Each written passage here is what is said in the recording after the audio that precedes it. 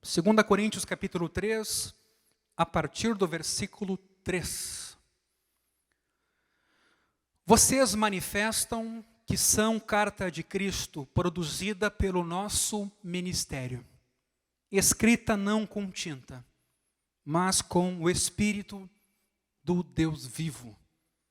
Não em tábuas de pedra, mas em tábuas de carne, isto é, nos corações. E é por meio de Cristo que temos tal confiança em Deus. Não que por nós mesmos sejamos capazes de pensar alguma coisa, como se partisse de nós. Pelo contrário, a nossa capacidade vem de Deus, o qual nos capacitou para sermos ministros de uma nova aliança, não da letra, mas do Espírito. Porque a letra mata, mas o Espírito vivifica.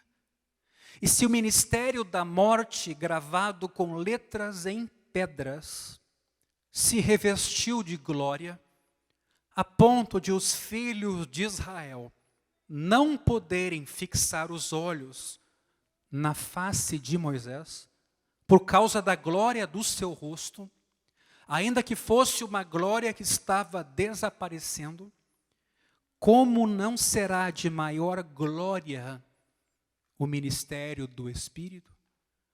Porque se o ministério da condenação teve glória, em muito maior proporção será glorioso o ministério da justiça. Pois neste particular o que era glorioso já não tem mais glória diante da glória atual, que é muito maior. Porque se o que estava desaparecendo teve sua glória, muito mais glória tem o que é permanente. Tendo, pois, tal esperança, agimos com muita ousadia. E não somos como Moisés, que punha um véu sobre o rosto, para que os filhos de Israel não pudessem fixar os olhos no fim daquilo que estava desaparecendo. Mas a mente deles se endureceu. Pois até o dia de hoje o mesmo véu permanece sobre a leitura da antiga aliança. Não foi tirado, pois só em Cristo ele é removido. Mas até hoje, quando Moisés é lido, o véu está posto sobre o coração deles. Quando, porém, alguém se converte ao Senhor, o véu é tirado. Ora, este Senhor é o Espírito.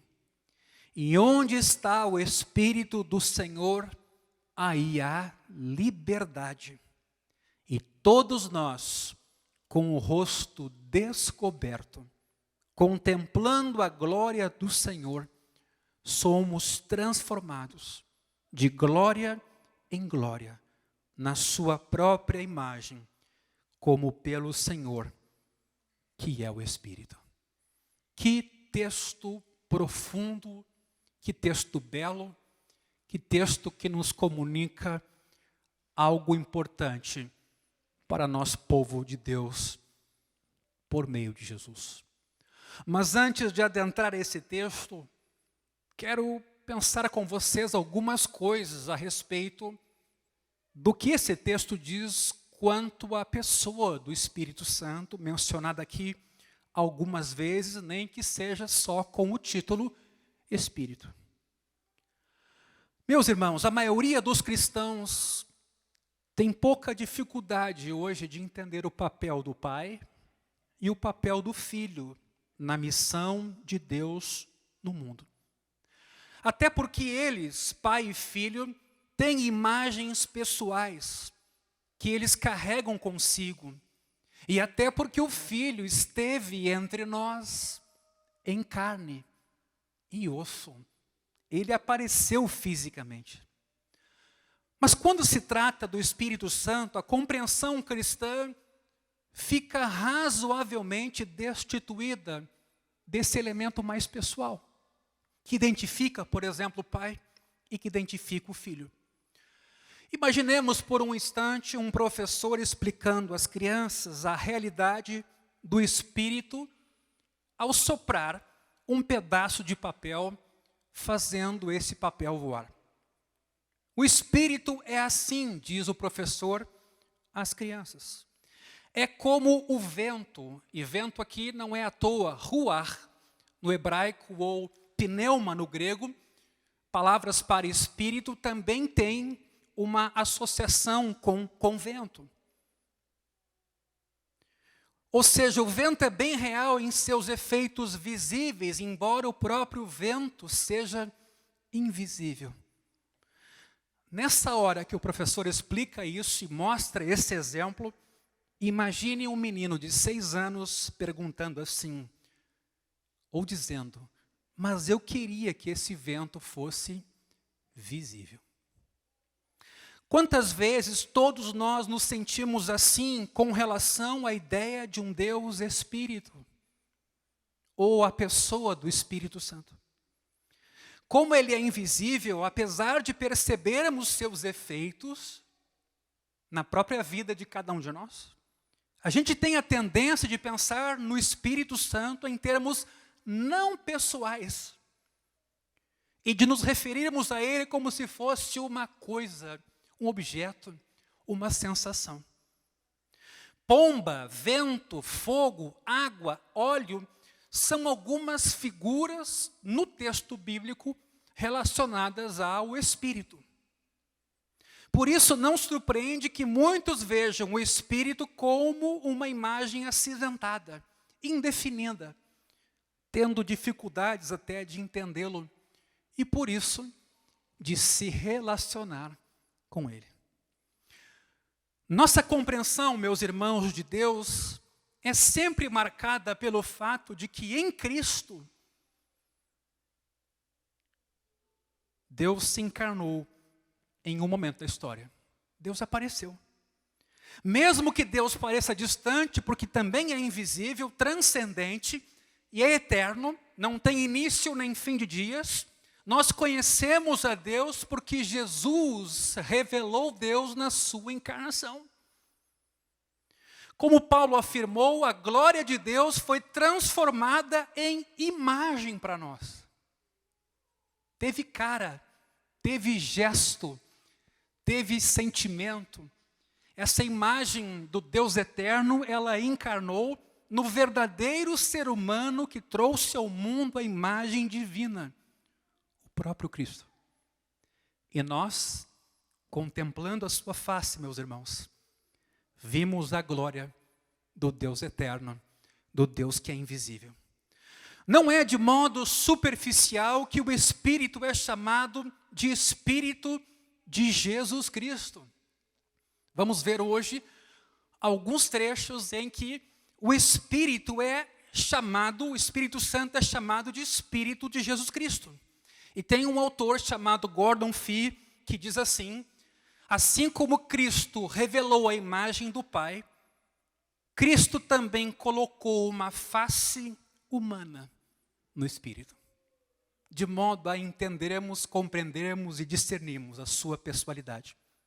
Para Paulo, não foi somente a vinda de Cristo que mudou todas as coisas, meus irmãos, mas também a vinda do Espírito. E esse capítulo é significativo para nos mostrar esse ministério do Espírito cheio de glória, uma glória que não tem fim e que surpreende a todos nós.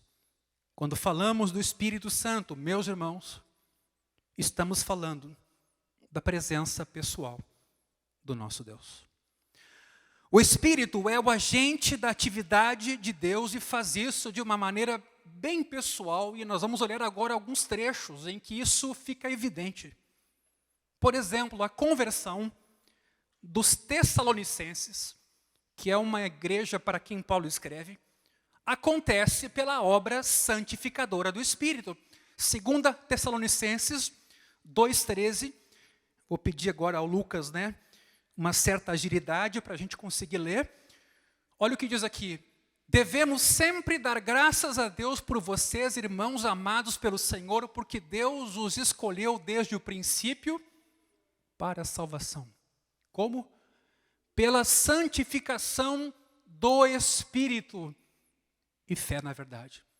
Então tem um papel evidente aqui do Espírito enquanto alguém que santifica. 1 Coríntios 6,11 é um outro exemplo nesse sentido, que podemos ver a obra do Espírito Santo. Alguns de vocês eram assim, mas vocês foram lavados, foram santificados, foram justificados no nome do Senhor Jesus Cristo e, veja bem, e no Espírito do nosso Deus. Podíamos muito bem terminar ali, Jesus Cristo, ponto, mas existe uma obra específica do Espírito santificadora em cada um de nós. Mas a mais, a gente encontra no Novo Testamento que a alegria resultante dessa obra de salvação ou santificadora também é produto do Espírito. 1 Tessalonicenses 1,6 é um exemplo a esse respeito. 1 Tessalonicenses 1,6. E vocês se tornaram nossos imitadores e do Senhor, recebendo a palavra com a alegria que vem do Espírito Santo, apesar dos muitos sofrimentos. Então, atenção, é possível, no meio de muitos sofrimentos, receber a alegria que vem de uma pessoa. E essa pessoa está aqui. Ela é o Espírito Santo de Deus. Um outro exemplo, Romanos 15, 13. Romanos 15, versículo 13. Olha o que a gente encontra nesse texto de Paulo. Eu mesmo, meus irmãos, estou certo de que vocês estão cheios de bondade. E o Deus da esperança encha vocês de toda alegria e paz na fé que vocês têm, para que sejam ricos de esperança no poder do Espírito Santo. Aqui vemos o elemento da esperança e uma riqueza de esperança, mas não só numa virtude, há um poder dado para termos essa esperança. Mas, 1 Coríntios capítulo 2, versículo 9, nós aprendemos que a revelação vem por intermédio do Espírito Santo. Veja esse texto. Nem olhos viram, nem ouvidos ouviram, nem jamais penetrou em coração humano o que Deus tem preparado para aqueles que o amam. Ok? Agora veja o versículo 10, logo a seguir a esse texto. Deus, porém, então se o entendimento não havia, se a gente não tinha essa compreensão, Deus revelou isso por meio do Espírito. Porque o Espírito sonda todas as coisas, até mesmo as profundezas de Deus. Revelação é uma coisa que o Espírito faz. Ele descortina nossa visão para podermos enxergar. Nesse texto mesmo de 2 Coríntios 3, nós lemos que há um véu sobre nós e nosso entendimento para não compreendermos o Evangelho e para não sermos salvos. Mas o versículo 16 diz, quando porém alguém se converte ao Senhor, o véu é tirado. E nós vamos ver nesse texto que essa ação está ligada a Jesus, mas está ligada também à pessoa do Espírito Santo. Veja Efésios capítulo 3, versículo 5, um outro texto a respeito deste assunto, Efésios 3, versículo 5. O qual em outras gerações não foi dado a conhecer aos filhos dos homens. Está falando do Evangelho aqui para os gentios. Como agora foi revelado aos seus santos apóstolos e profetas, por quem? Pelo Espírito. Meus irmãos, como é que nós vamos prescindir dessa pessoa e da sua obra na nossa vida? Como é que nós vamos abrir mão da realidade viva de Deus entre nós e em nós, na pessoa do Espírito Santo, dados os exemplos apresentados pelo menos até aqui? Revelação, enxergar o que antes era oculto, descortinamento, algo que não fazia sentido e agora faz porque o Espírito Santo removeu o obstáculo. A pregação de Paulo foi acompanhada no poder do Espírito. 1 Tessalonicenses 1:5. Queria citar mais esse exemplo para nos darmos conta, o nosso evangelho não chegou a você somente em palavra, mas também em poder, no Espírito Santo e em plena convicção. Ora, mensagens proféticas, o falar em línguas, são também evidências da presença do Espírito Santo na vida da sua igreja. É pelo Espírito que os romanos devem fazer morrer também práticas pecaminosas. Paulo escreveu Romanos 8,13. O Espírito também tem esse papel em nossa vida de nos fortalecer para vencermos as tentações e o pecado. Veja, se vocês viverem segundo a carne, caminharão para a morte, mas se pelo Espírito mortificarem os feitos do corpo, certamente viverão. A virtude cristã, a moral cristã é completamente dependente da ação do Espírito de Deus em nossa vida. E da mortificação do pecado, do egoísmo, dos vícios que cada um de nós carrega. É uma ação que Deus realiza. Mas Paulo deseja que os efésios fossem fortalecidos por meio do Espírito de Deus. Efésios 3,16, ele ora, sejam fortalecidos com poder, mediante o Espírito, no íntimo de cada um. Então você pode sair daqui hoje à noite, ou você pode na sua casa, lendo a Escritura, orando a Deus, você pode ser fortalecido internamente, ainda que o teu derredor esteja desabando. É verdade isso. Isso não tem nada a ver com ser pentecostal, isso tem a ver com ser filho de Deus.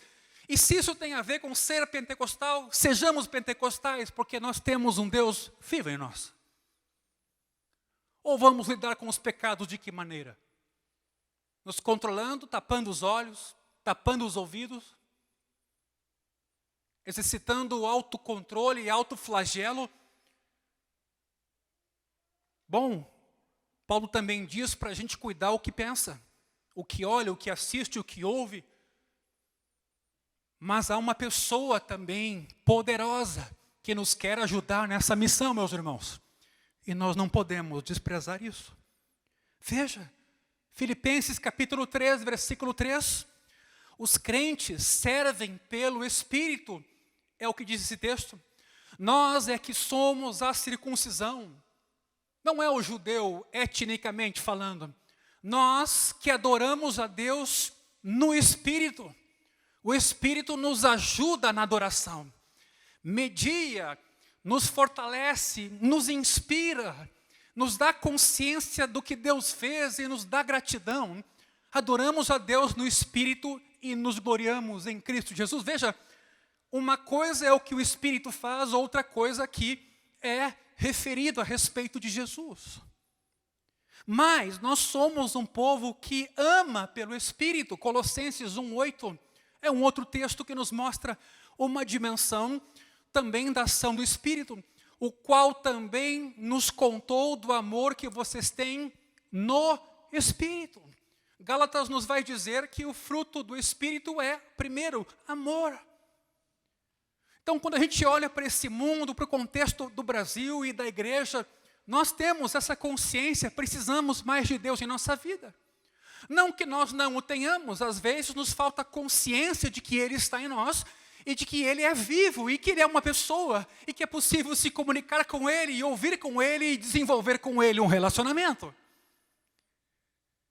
Agora, se nós achamos que a fé cristã é só memória, e não nos damos conta de que a fé cristã é realidade diária de vida com uma pessoa, a gente perde na nossa identidade. Nós fomos também selados pelo Espírito. Nós andamos e vivemos pelo Espírito, diz Gálatas 5, não precisa abrir esse texto. Por fim, os crentes são salvos, conforme Tito 3,5, pelo lavar regenerador e renovador do Espírito Santo que Deus derramou sobre o povo de Deus. É um lavar que renova e é um lavar que regenera, que faz nascer de novo, que nos livra da morte e ressignifica as nossas vidas, meus irmãos. Paulo compreende a pessoa do Espírito de fato como pessoa. E isso se confirma pelo fato de que o Espírito é o sujeito de vários verbos que requerem um agente pessoal. Por exemplo, o Espírito sonda todas as coisas. Eu vou pedir agora para abrir 1 Coríntios 2:10, que a gente já leu, mas nesse próprio texto tem outras coisas que o Espírito faz. 1 Coríntios 2:10, ele sonda todas as coisas. No versículo 11 diz que ele conhece a mente de Deus. Ninguém conhece as coisas de Deus a não ser o Espírito de Deus. Mas ele ensina o conteúdo do Evangelho aos crentes, versículo 13. Veja o que diz aqui no versículo 13. Falamos não em palavras ensinadas por sabedoria humana, mas ensinadas pelo Espírito, conferindo coisas espirituais com espirituais. Nesse capítulo aqui em especial, Paulo está diferenciando os nascidos de novo e os não nascidos de novo.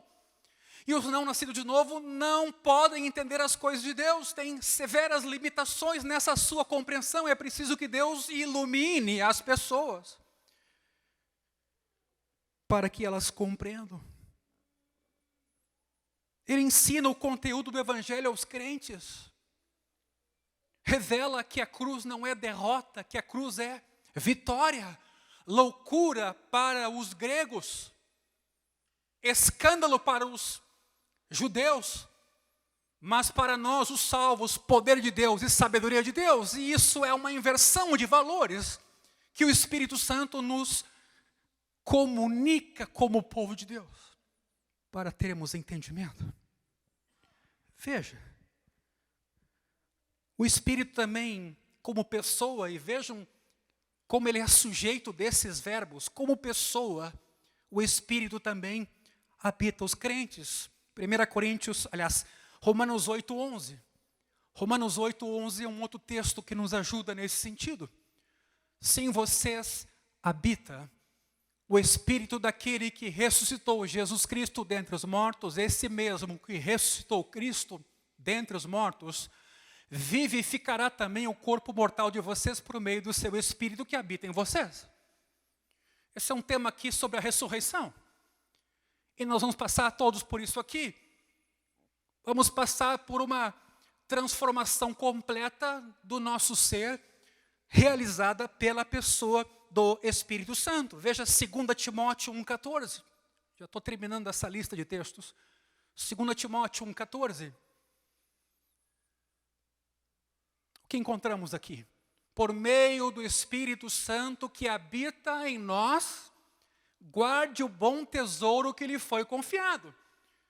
Se você lidar com a Escritura como informação, se você lidar com a fé como se fosse conhecimento teológico, e você não perceber a importância do Deus vivo viver em você, você talvez vai ter muita informação, muita teoria, muito conhecimento, mas você não vai ter a experiência de ser alguém que tem esse depósito, que guarda o bom tesouro com o auxílio do Espírito Santo. O Espírito realiza todas as coisas. 1 Coríntios 12:11, não precisa abrir. Ele dá vida aos que creem. 2 Coríntios 3:6, a gente leu agora há pouco, o texto do início do culto, diz que o Espírito vivifica, que quer dizer o quê? Ele dá vida. A última frase do versículo 6. Ele clama dentro do nosso coração. Gálatas 4:6 é um outro texto que a gente pode ver a título de exemplo, que ele clama dentro do nosso coração. E porque vocês são filhos, Deus enviou o Espírito de seu Filho ao nosso coração. E esse Espírito clama, Abba, Pai. Veja, Deus até isso fez, colocou em nós seu Espírito para relacionamento, para comunhão, para diálogo. E um diálogo aberto que Jesus tornou possível pela obra da cruz.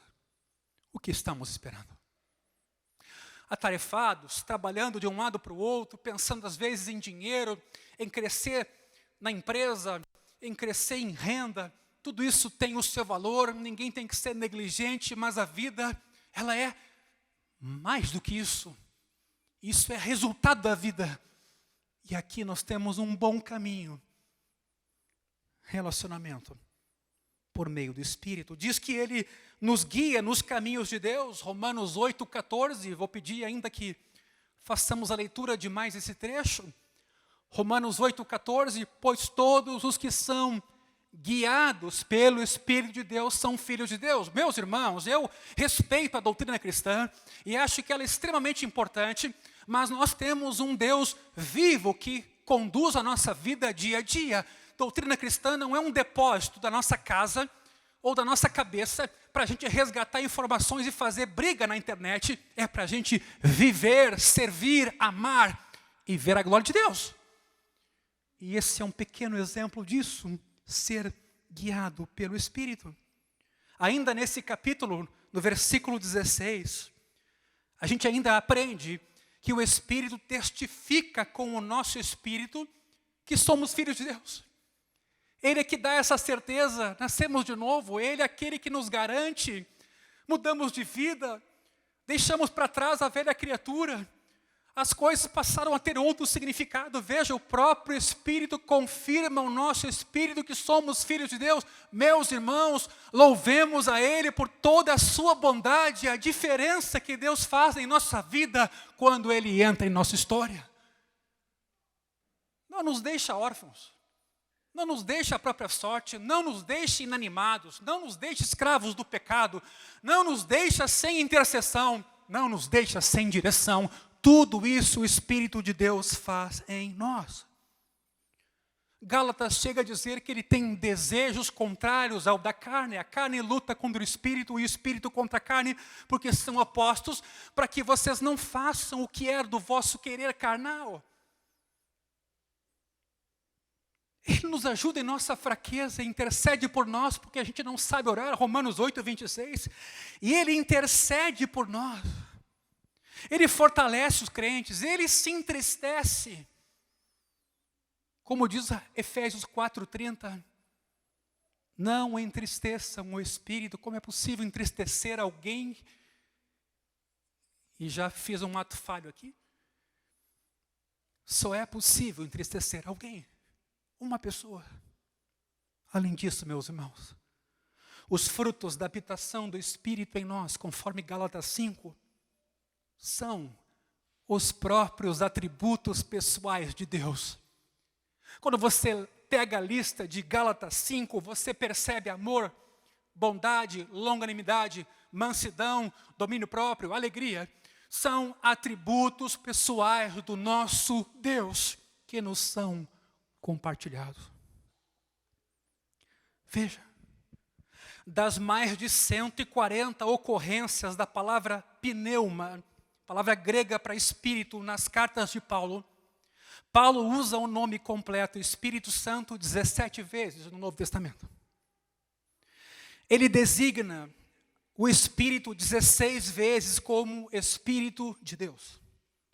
E 3 vezes ele designa o Espírito como Espírito de Cristo. No Antigo Testamento, 3 vezes também são citados o Espírito na definição Espírito Santo. Aliás, 2 vezes, em Salmos 51 e Isaías 63. Entretanto, deixa eu contar uma nova para vocês. Assim como os cristãos passaram a chamar Jesus Cristo como nome próprio, porque antes ele era Jesus ou Cristo, quer dizer, Jesus o Galileu, e que era o Messias. E aí então Paulo faz um nome só, Jesus Cristo. Espírito Santo também é um nome que os cristãos atribuíram ao Espírito de Deus. E passou então a ser definido deste jeito. Apesar da compreensão do Espírito ter sido para sempre marcada pela vinda de Cristo, Paulo pensa, meus irmãos, no Espírito basicamente da perspectiva do relacionamento que o Espírito tem com o Pai. É inegável que essa vinda do Espírito a esse mundo se materializou em Cristo, com a vinda de Cristo. Mas há também muita relação do Espírito com Deus Pai. Ele fala mais vezes do Espírito de Deus do que do Espírito de Cristo. E Deus é invariavelmente o sujeito do verbo quando Paulo se refere a uma pessoa que recebe o Espírito. Por exemplo, Deus enviou o Espírito de seu Filho ao nosso coração. Gálatas 4. Ou Deus dá o seu Espírito Santo a vocês. Isso por quê? Porque para Paulo e o seu conhecimento do Antigo Testamento, onde Deus se expressava dando o seu Espírito, enchendo com o seu Espírito ou derramando o seu Espírito, o Espírito de Deus vem sobre as pessoas para capacitá-las a servirem a Deus ou a realizarem coisas extraordinárias, como vemos em Números e Juízes. Duas passagens, meus irmãos, em particular, dão a Paulo discernimento para interpretar esse relacionamento essencial entre Deus Pai e o Espírito. Voltamos a 1 Coríntios 2, 10 a 12, por favor, e vejamos esse texto que interessante. 1 Coríntios 2, 10. Deus, porém, revelou isso a nós por meio do Espírito. Porque o Espírito sonda todas as coisas, até mesmo as profundezas de Deus. Versículo 11. Pois quem conhece as coisas do ser humano a não ser o próprio ser humano que está nele? Assim ninguém conhece as coisas de Deus a não ser o Espírito de Deus. Você ouviu bem? Ninguém conhece as coisas de Deus a não ser o Espírito de Deus. Continue, versículo 12. E nós não temos recebido o Espírito do mundo, e sim o Espírito que vem de Deus, para que conheçamos o que por Deus nos foi dado gratuitamente. Versículo 13. E aí o texto que já lemos. Sobre o ensino do Espírito que confere coisas espirituais com espirituais. Veja. Paulo aqui usa a analogia da consciência humana, quer dizer, somente o nosso espírito conhece o nosso pensamento, para dizer que somente o Espírito conhece a mente de Deus.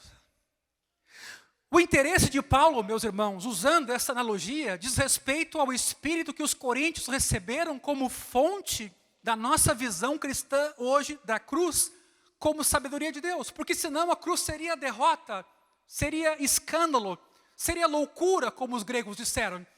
Mas o Espírito que conhece a mente de Deus descortina o evento cruz para que entendam que aquele evento é sabedoria de Deus. Assim como muita gente hoje não está aqui, quem sabe, ou não está num templo religioso, louvando a Deus porque não acredita em Deus. Ao mesmo tempo, há aqui pessoas a quem Deus se revelou para amá-las. E para que elas respondam amando a Deus também. Veja, assim como o espírito humano, e somente ele conhece o que se passa na mente humana de um indivíduo, assim também, somente o Espírito de Deus significa realmente e claramente o que é a cruz. Ou seja, somente o Espírito sonda todas as coisas, até mesmo as profundezas de Deus. E por causa desse relacionamento único com Deus, somente o Espírito conhece e revela a sabedoria de Deus outrora oculta. Nesse capítulo, veja o versículo 7. Veja o versículo 7. Pelo contrário, transmitimos sabedoria de Deus em mistério, sabedoria que estava oculta e que Deus predeterminou desde a eternidade para a nossa glória. É incrível o que essa pessoa significa no plano de Deus. Não se pode abrir mão dela, até porque isso não é necessário, ela nos foi dada gratuitamente. Ela habita conosco. Ela é responsável para não nos sentirmos sozinhos.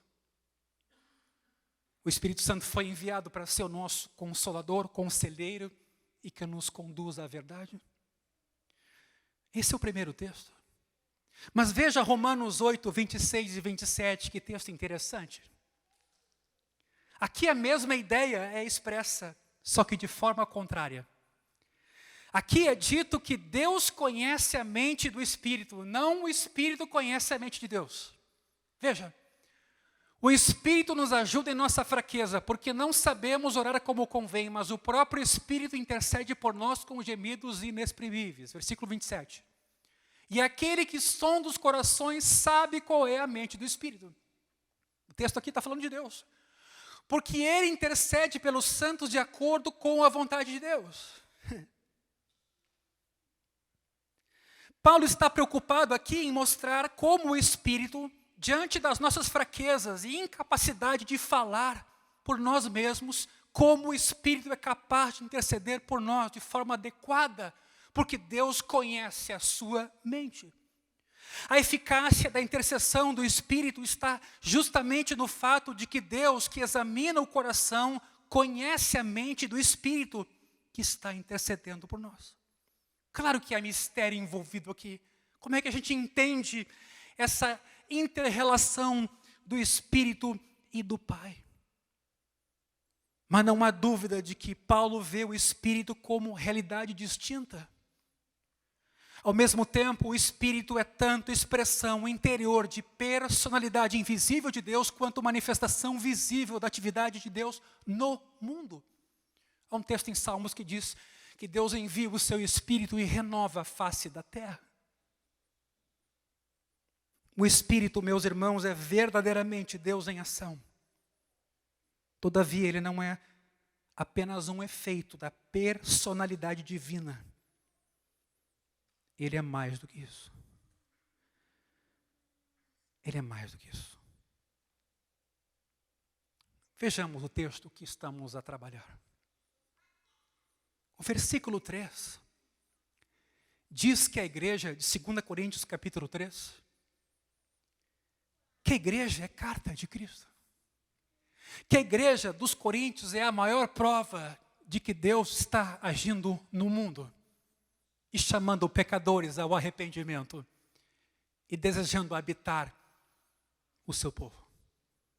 Veja que Paulo chega a dizer que essa carta não é escrita com tinta, mas com o Espírito do Deus vivo. Veja essa adição aqui da palavra vivo. Para a gente não perder de vista que nós somos um povo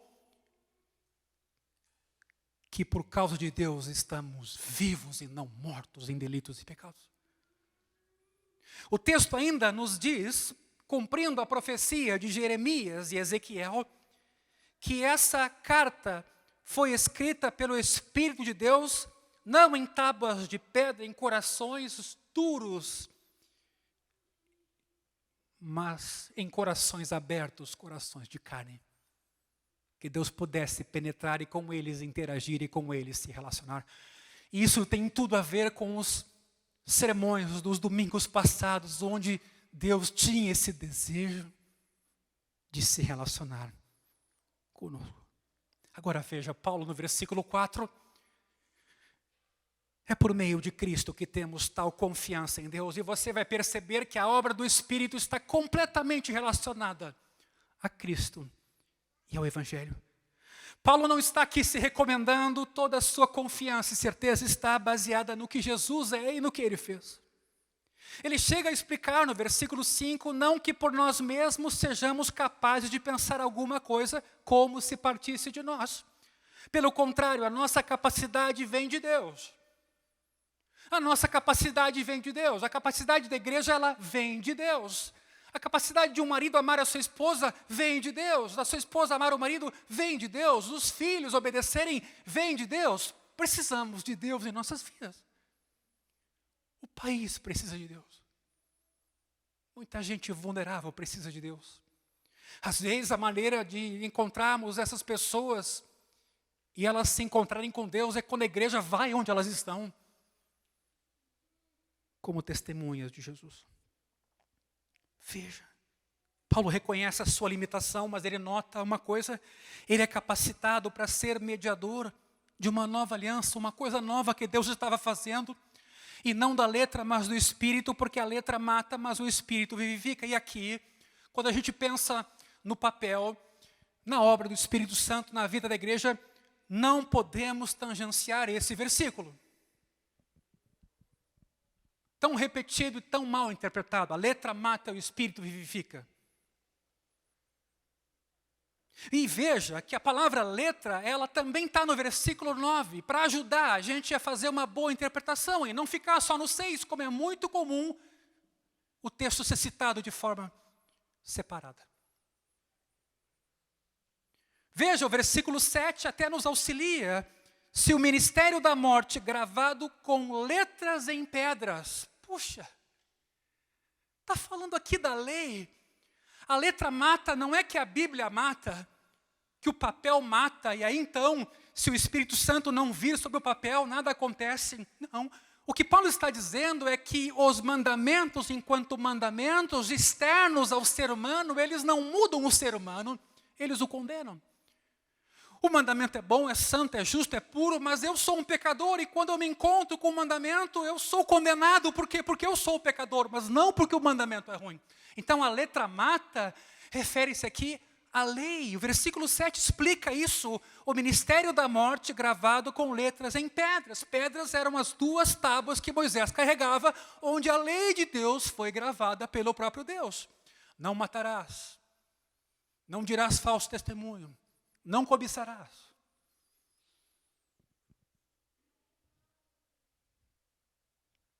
Veja esse paralelo entre letra, lei, e espírito. Jesus e a graça de Deus na nova aliança. Eu convido você a ir comigo a Romanos 2, por favor, versículo 29. Há 3 textos que fazem menção a esse termo letra aqui. Romanos 2, 29. Veja bem. Porque judeu é aquele que o é interiormente. O que Paulo está dizendo? A questão não é a etnia, a cor de pele. A questão não é racial. A questão não é, inclusive, ser herdeiro das tradições. A questão é o coração. Judeu é aquele que o é interiormente. E circuncisão não é a do prepúcio, externa. Circuncisão é a do coração. E quem é que faz? O Espírito. Não segundo a letra, porque ela é interior. Porque é o Espírito que faz. Lembra lá de Ezequiel? Derramarei do meu Espírito sobre vocês e farei com que vocês andem nos meus caminhos. Pois bem, é uma circuncisão interior, de coração. Não é a formalidade externa, mas é a adoração em espírito e em verdade. Aquela que Deus produz em nós. E cujo louvor não procede de seres humanos, mas de Deus. Por quê? Porque é uma obra de Deus. Ela não dá glória ao ser humano. E aqui, nesse capítulo, os judeus estão envaidecidos por serem os herdeiros dos oráculos. E Paulo vai dizer uma coisa para eles: vocês são tão pecadores quanto. E a circuncisão não é externa, mas é a do coração. Qual é o outro texto? Romanos ainda, capítulo 7, versículo 6. Romanos capítulo 7, versículo 6. Agora, porém, estamos livres da lei, pois morremos para aquilo a que estávamos sujeitos, para que sirvamos da maneira nova, segundo o Espírito, e não da maneira antiga, segundo a letra. De novo. Antes o povo de Israel fazia o que podia fazer, servia a Deus como podia servir. Deus era gracioso, Deus se derramava, sim, mas Deus profetizou uma nova aliança, um novo tempo, onde Ele transformaria o coração duro, resistente de pedra, em um coração de carne, permeável, quebrantável, onde Ele mesmo viria habitar para fazer, de dentro para fora, que o seu povo andasse em sua palavra. E não é da maneira antiga. É de uma nova maneira. Porque o Espírito agora vivifica. E por que é uma nova maneira? Porque essa nova maneira só foi possível porque Jesus Cristo foi à cruz e tomou sobre si nossas iniquidades e nos fez justos aos olhos do Pai e aceitos, de modo que a inimizade foi superada por uma relação de pai e filho. E agora Ele vive em nós. Enquanto o povo de Israel lutava com Deus e tinha medo de olhar para Moisés e de se aproximar do Monte Sinai, onde Deus falava por causa dos seus pecados, em Cristo fomos aproximados, o sangue do Cordeiro nos purificou e nós fomos, por meio de Jesus, tidos como justos, aceitos. O medo foi lançado fora, o amor se encarnou e nós passamos a andar com Deus. Então veja, e por favor, quando a Bíblia fala que a letra mata e o Espírito vivifica, ela está falando da antiga aliança e da nova aliança.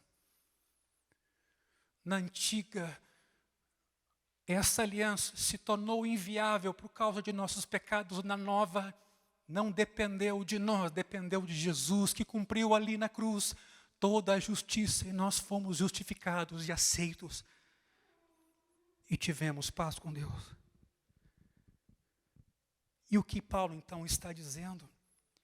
Se o ministério da antiga aliança foi glorioso, e ele não nega que foi glorioso, o rosto de Moisés, depois de falar com Deus, ficava iluminado.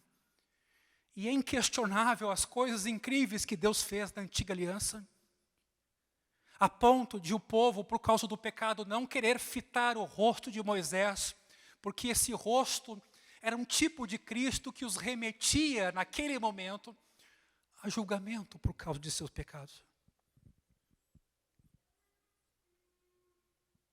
Versículo 8. Como não será de maior glória o ministério do Espírito? Meus irmãos, esse assunto não é opcional. Esse assunto é a identidade da igreja cristã hoje. Não é possível andar como o povo de Deus sem ter essa consciência de que foi glorioso estar como povo de Israel no deserto, saindo do Egito e entrando em Canaã. Mas hoje, na glória da segunda casa, muito mais glorioso é a gente saber que em Jesus nós temos liberdade plena, fomos salvos, justificados e nenhuma condenação mais há para quem está em Cristo. Não há mais medo. A presença de Deus, Emmanuel, conosco, na pessoa do seu Espírito. A tal ponto que o versículo 9 diz, porque se o ministério da condenação teve glória, esse é o ministério da letra. É isso que é letra.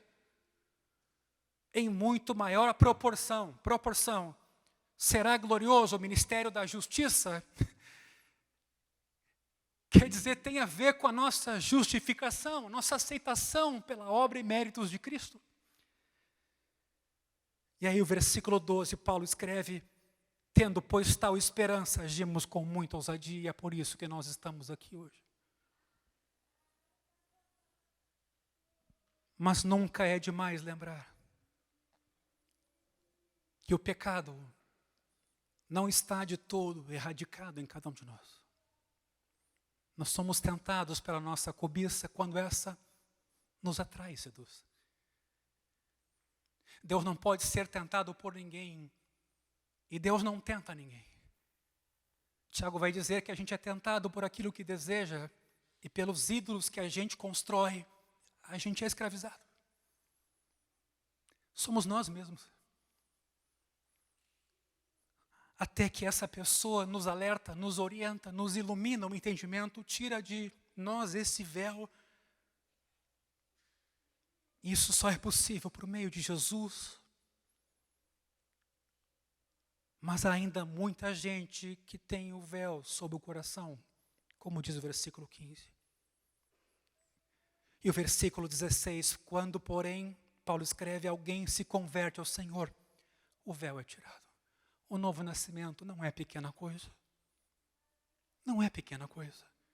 Às vezes as pessoas olham para nós e elas são agradecidas ou se admiram pela nossa caminhada até aqui, 48 anos de vida, de fé são 36. Mas com toda honestidade, deixa eu dizer, é tudo obra de Deus. A gente não estaria aqui e não faria nada em nome de Deus se Ele não nos tivesse primeiro salvo, nos tivesse justificado e arrancado e colocado em nós o seu Espírito para seguirmos. Podemos cansar, podemos desanimar, somos seres humanos, podemos reclamar inclusive, podemos ficar com dúvidas, mas não dá para esquecer que a gente é nova criatura, que as coisas velhas ficaram para trás e que não é possível voltar atrás, é preciso seguir em frente para aquilo que Deus preparou de antemão para nós. Isso é sério, é a minha vida. Eu tenho outra profissão, eu tenho outros afazeres, mas tudo isso eu deixaria, porque não há sentido na vida ganhar dinheiro e mesmo estudar, a não ser que eu me realize em Jesus, no meu Salvador, que fez tanto por mim, e que me deu uma nova vida, perdoando os meus pecados, e me dando paz, e me deixando ser sua habitação. Por isso a ousadia, por isso a esperança. A morte não é a última palavra. Agora veja o versículo 17. Ele é muito importante. Ora, este Senhor, e quem é o Senhor? O Senhor está citado no 16. Quando, porém, alguém se converte ao Senhor, o véu é tirado. Preste atenção. Ora, este Senhor, referência é ao Senhor ali, é o Espírito, e onde está o Espírito do Senhor, aí há liberdade. Paulo, então, aqui, atenção, interpreta o Senhor, que é mencionado nesse versículo 17, e também no 16, fazendo alusão a Êxodo 34, e é o último texto que eu peço para abrir. Êxodo 34, por favor. Porém, quando Moisés vinha diante do Senhor para falar-lhe, veja a palavra Senhor ali, removia o véu até sair. Quer dizer, quando ele estava falando com Deus, não havia véu. Veja agora a conexão com o Novo Testamento. Cristo tira o nosso véu para termos plena comunhão. Removia o véu até sair, e saindo dizia aos filhos de Israel tudo o que lhe tinha sido ordenado. O Senhor, meus irmãos, aqui a quem nos voltamos, segundo Paulo, é o Espírito. Isto é, o Senhor é agora compreendido da perspectiva da atividade do Espírito Santo na nova aliança entre nós. E é por isso que aqui o versículo 17 diz, o Espírito é o Senhor. O Espírito da nova aliança que traz agora liberdade e transforma o povo de Deus na imagem da glória do Senhor. Veja o que esse texto ainda nos diz. Aí a liberdade. Porque se antes a gente tinha que olhar a lei, porque éramos incluídos numa aliança, e todo o povo de Israel, de acordo com a sua etnia, subscrevia aquela aliança, mas ainda aquilo lhe era externo. Na nova aliança isso é internalizado, e Deus chama o nosso nome, e põe dentro de nós o seu Espírito, e perdoa os nossos pecados, e faz com que andemos nos seus caminhos. E é por isso que, quando eu disse que estou aqui, nesses 36 anos, é porque Deus quis, tornou possível, e nos fortificou, e nos animou, e nos animará, porque essa obra, ela é dele. E ela acontece no seu poder. Aí a liberdade. Aí a liberdade. É brabo quando religião fica virada em ordem, em comando, em determinação, e não em experiência do Evangelho, do perdão e do amor, que nos motivam a servir e a amar, e a dar a nossa vida em favor do nosso próximo. Diga para alguém, sirva o próximo. E de um outro lado, deixe primeiro ele ter a experiência de Jesus que o serviu. Ele amou. E tomou sobre si os pecados dele, para que os que vivem não vivam mais para si mesmos, mas vivam para ele e para aqueles que Deus coloca em nosso caminho. E eu finalizo no versículo 18. E todos nós, sem véu agora, sem rosto coberto, sem medo, contemplando a glória do Senhor, a gente é transformado. A gente não nota, mas isso está em curso em cada um de nós. Por isso, não desanime com os desafios, até em relação ao teu caráter, tua vida, teus valores, teu temperamento. Não desanime, mas se deixe visitar, transformar, se deixe contemplar Jesus e se deixe nessa contemplação ser passivo de uma transformação de glória em glória na imagem de Jesus, como pelo Senhor. E agora veja que é o Espírito, por quê? Porque é o Espírito que faz a obra de Jesus tomar os corações. Jesus vem à cruz, justifica-nos, é assentado à destra do trono de Deus e envia o seu Espírito para que essa obra de Cristo agora aconteça em cada um de nós. Por isso ele também é chamado Espírito de Cristo. Meus irmãos, eu notei outras coisas aqui para dizer, mas eu queria finalizar hoje à noite pedindo que Deus trabalhasse na vida de cada um de nós. Eu estava pensando aqui nesse termo véu, olhando a situação do povo, com medo de encarar o rosto de Moisés, mas num segundo momento o véu tem um outro sentido a partir do versículo 13. A tal ponto que esse véu, por meio de Jesus, ele é removido. E a gente não tem que ter medo de ter esse encontro com Cristo, porque esse encontro com Cristo é um encontro com o nosso Salvador. Sim, Ele vai lidar com os nossos pecados, sim, Ele vai lidar com as nossas fraquezas, sim, Ele vai lidar com as nossas imperfeições, mas é exatamente isso. Não tenha medo. Deixe o véu ser tirado. Deixe se expor a Jesus. Seja amado por Jesus, seja perdoado por Jesus, seja transformado por Jesus, seja alguém que contempla Jesus. E de tal maneira que você vai sendo transformado por essa imagem. A gente tem muitas imagens nesse mundo, muitos ícones, formadores de opinião. A gente tem muitas imagens, mas nenhuma delas é como Jesus. Nenhuma delas. Pois esse Jesus é o cabeça da igreja. E Ele vive em nós pela fé. E eu poderia dizer que, sem dúvida, que Gálatas 2:20, quando diz, pela fé Cristo vive em mim, eu poderia também dizer, na pessoa do Espírito Santo, que mora em nós. Sim, porque você confessa que Ele está sentado à destra do trono de Deus e voltará, como um dia foi. Mas o Espírito Santo, Ele está conosco hoje. Em mim, em você. Para coisas espetaculares. Sim, o amor é uma coisa extremamente espetacular. Tão carente hoje. A ciência não é capaz de fazer o que o amor faz. A medicina um dia vai avançar e certamente o câncer poderá ser resolvido. Mas o amor, Deus é amor. E o amor jamais acaba. Pastor, o senhor não acredita em milagres? Eu creio muito. Onde o Espírito do Deus vivo está, nada é impossível. Mas como o nosso mundo hoje precisa de amor.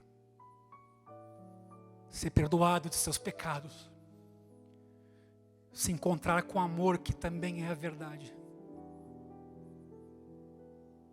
Para que não tenhamos medo de contemplar o Filho de Deus. Por isso eu finalizo dizendo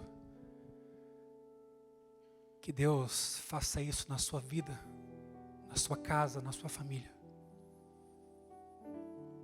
Você não é um morto-vivo. Até pode ser morto para o pecado e vivo para Deus. Você é uma pedra viva. Deus não te deixa sozinho. Ele é Deus presente, que nos orienta, capacita e fortalece.